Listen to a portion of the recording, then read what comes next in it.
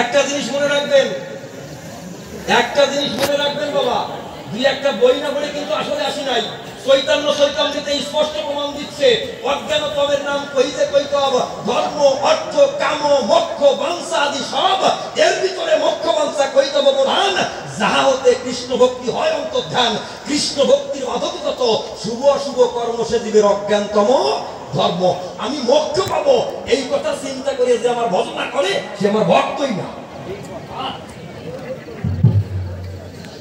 কত সহজ। কি বলবো, আমার কথা ঠিক আছে কিনা? শাস্ত্র নিয়ে আসেন, না দেখাতে পারে জীবনে কবি গান গাবো না। যদি আমি মনে করি যে আমি মুক্তি পাবো, আমি যদি মনে করি আমি মুক্তি পাবো, আমি কৃষ্ণ ভক্তই হতে পারবো না। তাহলে একটাই কথা, সেটা কি জানেন? Completely surrender. গোবিন্দ যদি আমাকে কৃপা করে তার নৌকায় আমাকে তুলে দেয়, তার যদি কৃপা হয় তবেই আমি যেতে পারবো সুনিশ্চয়, তা না হলে আমার যাওয়ার কায়দা নাই। তো সকালে করলেই হবে না।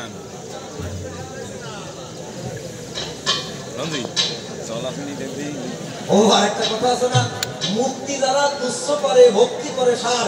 আচ্ছা, অশ্বিনী কথা কি বলিল?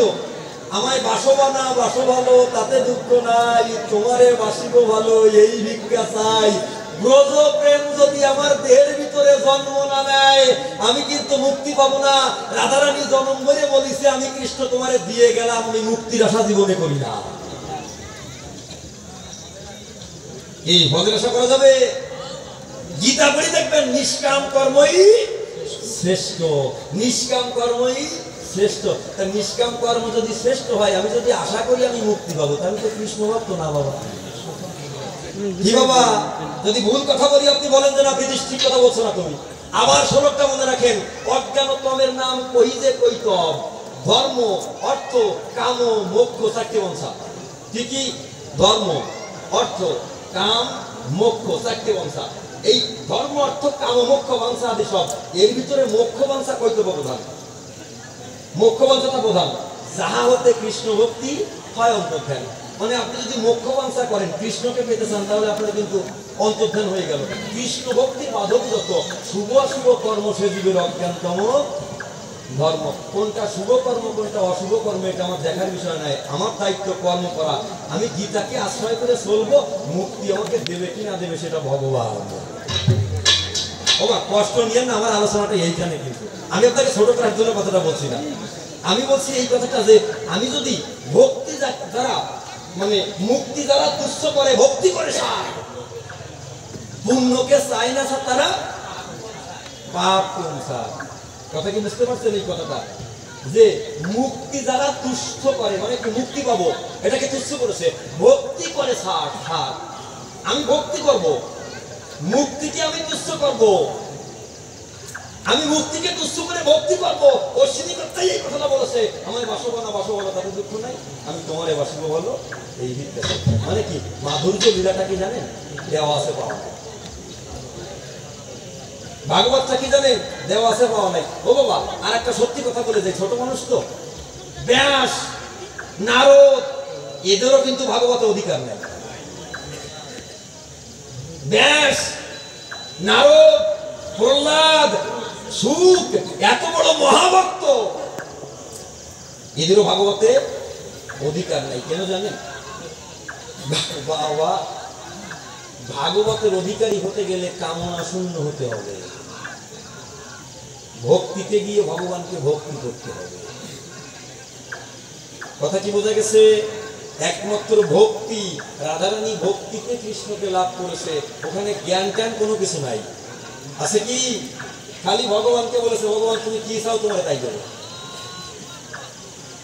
তুমি কিসে সুখী হবে আমি তোমাকে তাই দেবো, দেওয়া আছে, কোনো পাওয়ার আশা নেই। মাধুর্য লীলাটা এসে এখানে। ভাগবতটা শ্রেষ্ঠ কেন জানে? ভাগবতটা শ্রেষ্ঠ হচ্ছে এই জায়গায় যেখানে দেওয়া আছে কিন্তু কোনো এই জন্যই কই রে মা গান গাওয়া দুষ্কর। ভালো কথা বলি আপনারা শোনেন না, গল্প দিলে তো ভালোই হাসবেন, তবে গল্প দেবো না, একটা ভালো কথা নিয়ে যান। ছোট মানুষ তো আর জীবনে আসি কি না আসি পাওয়া যায় না। তবে একটা জিনিস মনে রাখবেন, আমার বাড়ির থেকে অনেক পথ বাবা, এত দূরে আসতে গেলে আমার কষ্ট হয়। এই জন্য বলছি যে আমি বরিশাল এলাকায় কিন্তু আমি গান করতে আসি না। অনেক বায়নার কথা আমাকে বলে, কিন্তু আমি আসি না বাবা, এই আমার একটু সমস্যা হয়, মানে দূরত্ব বেশি। তবে একটা জিনিস কি জানেন বাবা, যদিও বলছি কথাগুলো ছোট মানুষ তো নিয়ে যান, কাজে লাগবে। শাস্ত্র বিরুদ্ধ কথা বলে কিন্তু আমি কবি গান গাই না। আর আমার একটা জিনিস মনে রাখবেন, আমি কিন্তু এমন কোনো সিদ্ধান্ত আসলে দিয়ে যাবো না যে কর্মের পরে আঘাত আনবে, এমন কোনো কথা আমি আমার মুখ দিয়ে দেবো না। আর আমি জীবনে কোনোদিন কাউকে নিন্দাবাদে কবি গান করি নাই। শোনেন, এবার লীলামৃতের যে সূক্ষ্ম তত্ত্ব যদি আমরা ধরি, সেখানে বলছে কি যে যখন কৃষ্ণ জন্ম নিল তখন পূর্ণ নয়, ধরা হোক আর কোটিপতি হোক আর গরিব হোক, যখন চিতাতে যাবে তখন পুড়ে ভস্ম হয়ে যাবে। একদিন বামাখ্যাপাকে গিয়ে এক ভক্ত বলছে, ঠাকুর মানুষের জীবনটা কেমন, তুমি আমার কথা নেবে, একটু বুঝিয়ে দেবে। বামাখ্যাপা তো উনি শ্মশানে থাকতেন, মা তারা তারা তারা বলে ডাকতেন।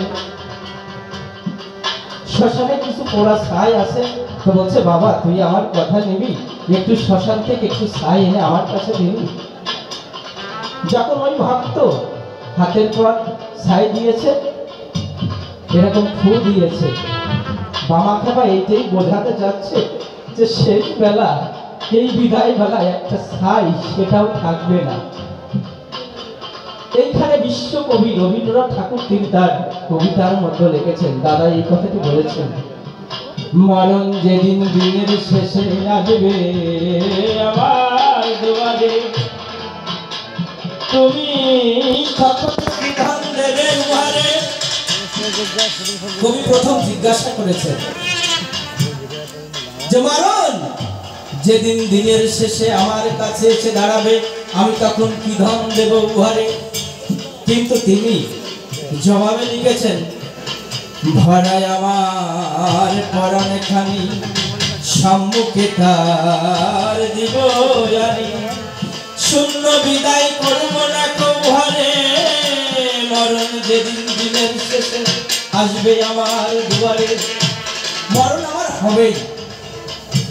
যদি কোনো মানুষ দিনে কয়েকবার বা একবার মননে চিন্তা করে, সেই মানুষ নিতার হয়ে যায়, পাষাণ হয়ে যায়, তার মধ্যে কোনো কামনা ক্রোধ থাকে না, কারণ সে বুঝে নিয়েছে আমার একদিন যেতেই হবে।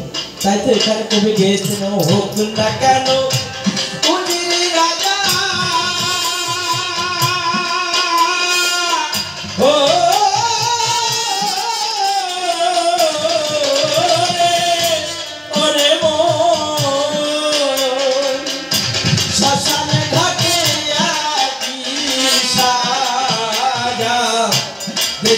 সেদিন কেমন মজা উড়ে হবে ছাই।